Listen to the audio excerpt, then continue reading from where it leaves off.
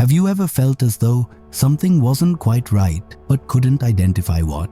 Like your choices, which seemed to be guided by someone else rather than wholly your own? You might have given in during arguments, knowing you were right, or trusted people who subsequently revealed their actual intentions. If you have, you are not alone. The hard truth is probably daily manipulation is what you are under, by those close to you, the media, leaders, and those with knowledge of human mind impact. The worst of all is also you are unaware of it as well. Manipulation does not call for mind control or hypnosis. It operates in ways that cause you to believe you are in charge, while in fact you are not. This film will teach you how to identify when you are under control, the subtle emotional manipulation used against you, and how to defend yourself. We will dissect how manipulators work, what they search for, and how you might cease living a puppet on a string. You will also learn how to take mental control, see your weaknesses, and develop the emotional fortitude required to remain free. Join us. This could alter your perspective on the world. Most individuals hardly even notice they are being controlled.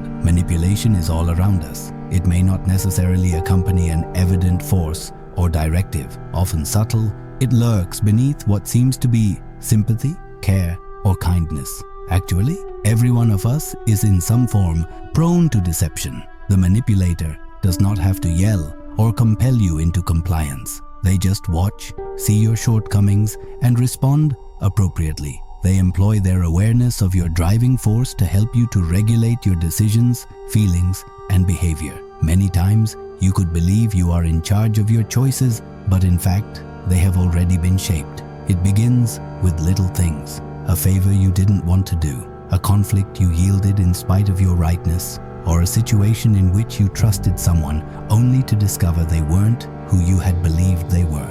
You are not unique if you have gone through these times. Manipulators operate on your weaknesses, which causes this.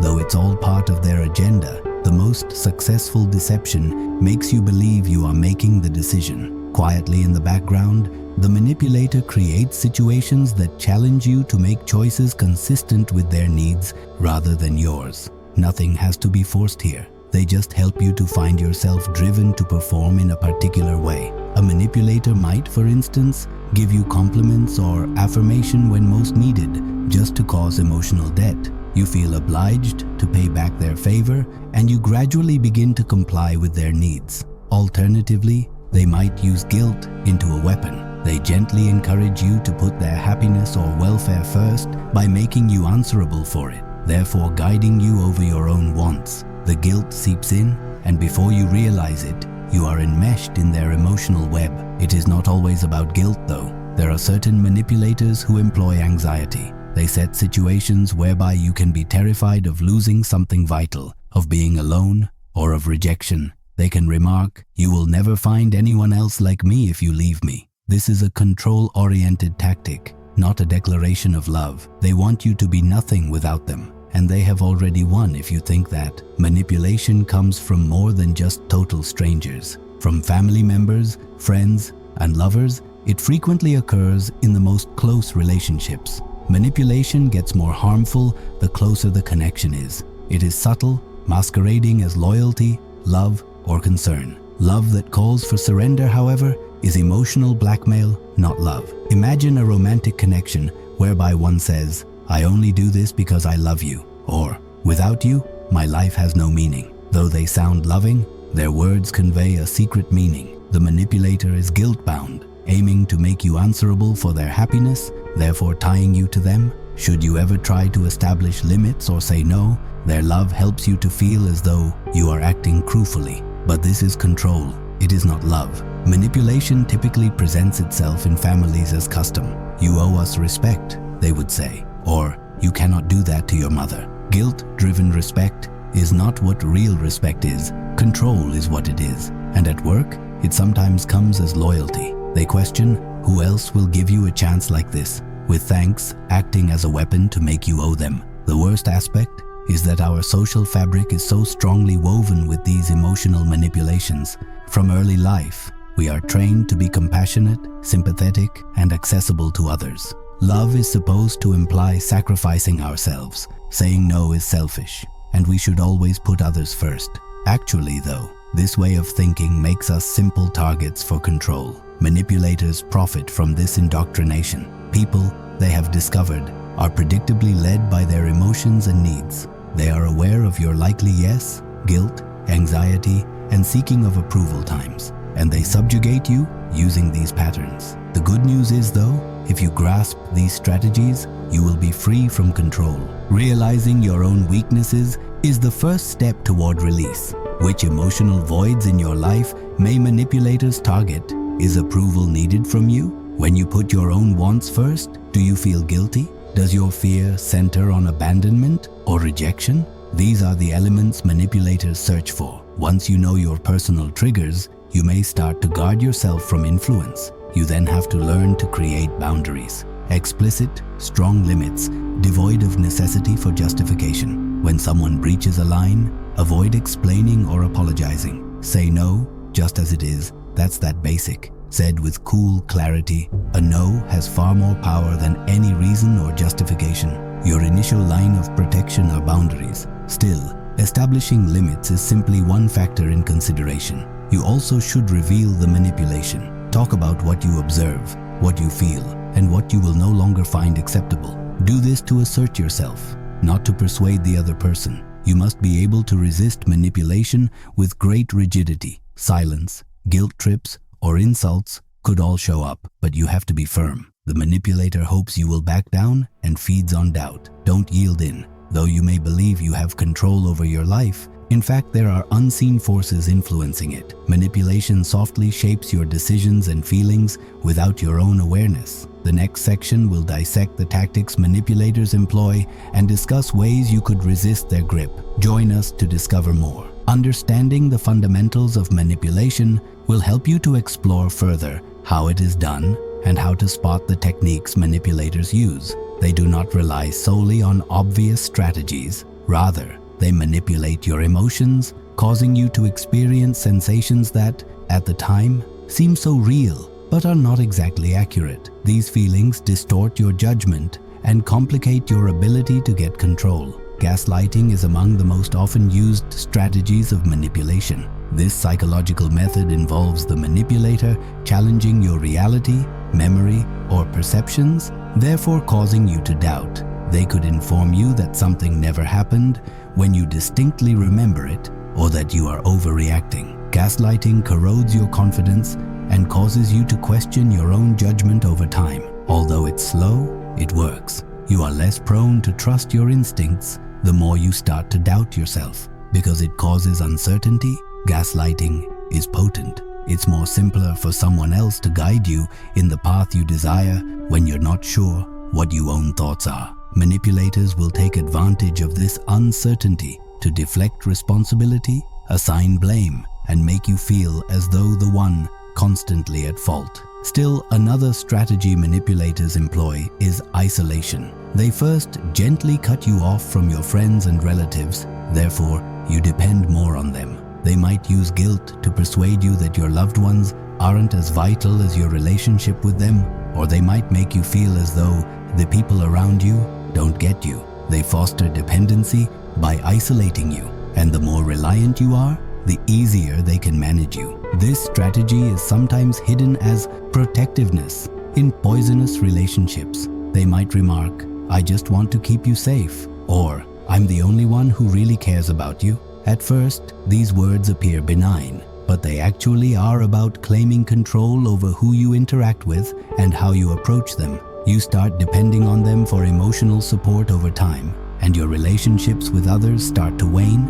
This reliance makes it more difficult to break away, as you have been trained to feel that their approval defines your value. Let us now address sympathetic manipulation. Certain manipulators are adept in playing the victim card. They may share with you the demands of their life or the extent of their own suffering from others. They will make you feel bad for them, then use that sympathy to compel you to help them.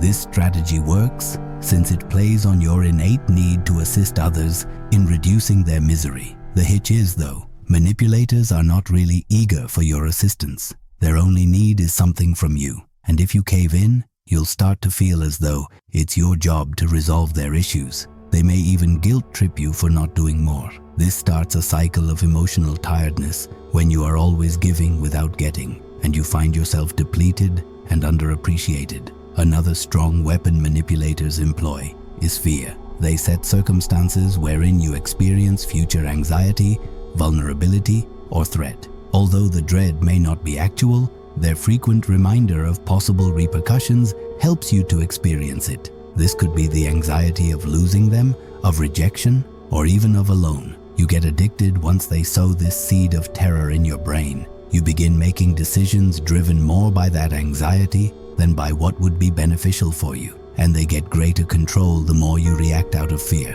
Usually, fear-based manipulation manifests itself as ultimatums. If you deigns, I'll leave you, a manipulator would say. Or, if you disagree with me, we're done. These dangers are supposed to induce panic and haste, thereby compelling you to follow their instructions. The manipulator is not concerned with your needs or emotions.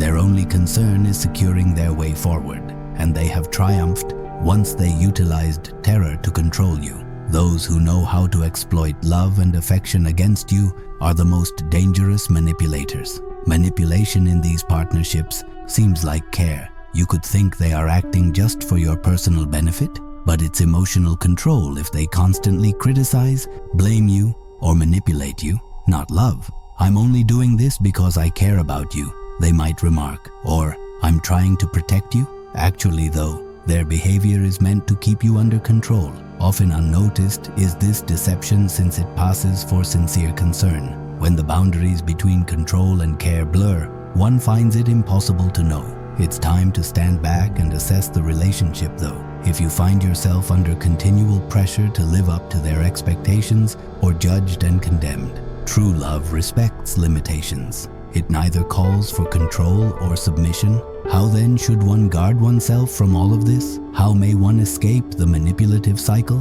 One starts with self-awareness. You must become aware of your own requirements, emotional triggers, and weaknesses. You can begin to develop emotional immunity once you know what triggers vulnerability to manipulation. This implies being able to identify early on manipulative behavior and fight the need to comply. Developing emotional resilience is next. You have to grow to rely on your gut feeling and to stick to your limits. Manipulators enjoy uncertainty and doubt. They need you to be doubtful and to question yourself. You will be far more difficult to control though, if you can learn to remain grounded even under pressure. One thing is to know manipulation is present. Another is to be free from it. The next section will explore particular techniques for preserving mental health and recovering control. You will pick out strategies for shielding oneself from manipulators, including emotional immunity, strategic detachment, and other techniques. Stay with us. Begin to take charge right now. In the earlier sections, we discussed the emotional strategies manipulators employ to exert control and their mechanical workings. Let us now consider how you might defend yourself and recover your personal strength. Recognizing manipulation is one thing, another is really stopping it in its tracks. This section will center on the techniques you could use to develop emotional immunity and take charge of your life. Emotional detachment is among the most strong instruments you have at hand. This is mental detachment from circumstances that set up emotional reactions, not a means of isolating oneself from others. Emotional detachment helps you to respond logically instead of reactively. It provides the time to consider before acting, a necessary ability while handling manipulators. Strategic detachment helps you to stay present and sympathetic without allowing emotional manipulation to sweep you under. It's about observing, not absorbing.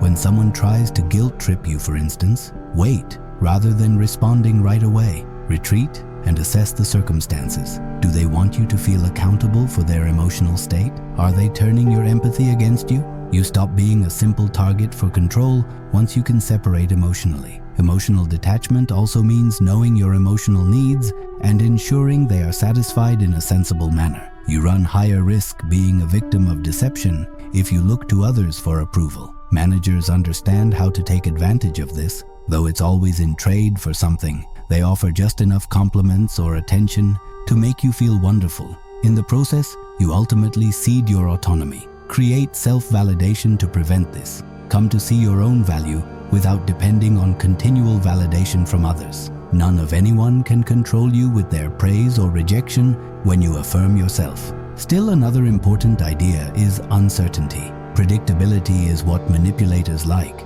They pick up your behavioral tendencies and attack you from that angle. They will keep asking if they know you always answer yes when asked a favor. They will keep urging if they know you cannot say no without feeling guilty. Defining oneself is mostly about bucking those expected trends. Usually surprising, the manipulator will help one to develop unpredictability. When they want a yes, say no. Disappear when you should be still involved. When they want you to fight, keep quiet. This causes the manipulator to rethink their approach and disturbs their intended course. Their dependability on your consistent answers is no more. This upsets their equilibrium and changes the power dynamic in your advantage. Additionally, crucial is developing a strong sense of self. You get far more difficult to control when you know your identity and feel comfortable with it. Often preying on your fears, manipulators cause you to doubt your value or ability. But a strong sense of self helps you to see through their strategies. First, figure out what distinguishes you and adds value. Your areas of strength are: you stand for something. You stop looking to others for approval when you know exactly who you are, because you don't need anyone else's affirmation to feel good about yourself. This lessens your sensitivity to manipulation. Establishing clear, strong limits is another essential for personal protection. Boundaries indicate where you stop and others start, hence they are absolutely vital. They guard against emotional damage and guarantee that your needs are honored. Your limits safeguard you against attempts at manipulation by others. You can easily say no without feeling bad if they prod you to engage in activity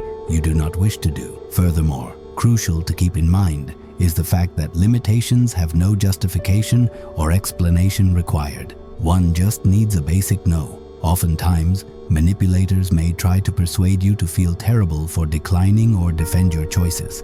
To make you conform, they will employ emotional manipulation strategies, include guilt or terror. Still, the secret is to be tenacious and avoid debating. You owe no one a justification for imposing limits. Apart from limits, quiet is a great weapon. Many times, manipulators use your emotional reactions to obtain their desired results. Whether your response is one of shame, rage, or terror, they expect you to react, but you lose the power they possess over you when you say nothing. Though it can be awkward, silence is among the best strategies to keep control in a manipulative context. You miss the emotional response they yearn for by being mute. It makes them consider if their manipulation is effective and challenges their own actions. Silence upset the rhythm of the manipulation and commanded respect. It helps you to be at a place where you can react with intention instead of emotional response and think clearly. I advise looking at the video, Nietzsche's Secret to Real Power, Why Silence Matters, before we get going. This film explores more the power of silence and how one may employ it as a technique to take back control in daily life. It clarifies how you could utilize silence to guard yourself from manipulation and why it is sometimes more potent than words. I strongly advise you to see it if you haven't already, since it will help you better understand how to keep emotional force and strength. Breaking free from manipulation requires mastery of quiet, emotional detachment, and unpredictable behavior. Still, this process is more than just awareness. In the last section, we will walk over how to implement all of these techniques in your daily life to make manipulators unable of access. Don't skip this essential stage to recover your personal power. It's time to apply what you now know about identifying manipulation and defending yourself. Manipulators use your emotions and insecurities to dominate you. Yet, you take back control of your life when you develop emotional immunity and create strict limits. Powerful weapons to guard against manipulation are silence, strategic separation, and unpredictability. You have to start trusting your intuition and yourself. Most importantly, nobody can dominate you when you realize your value, when you understand your weaknesses, and when you learn to control your emotions. Recall that manipulation is about leveraging human inclinations rather than about weakness. and you cease to be a simple target when you learn about these strategies. Start now then. Establish your limits. See manipulation for what it is and start to live confident and clearly. Retook your control and cease being under influence. That is your decision.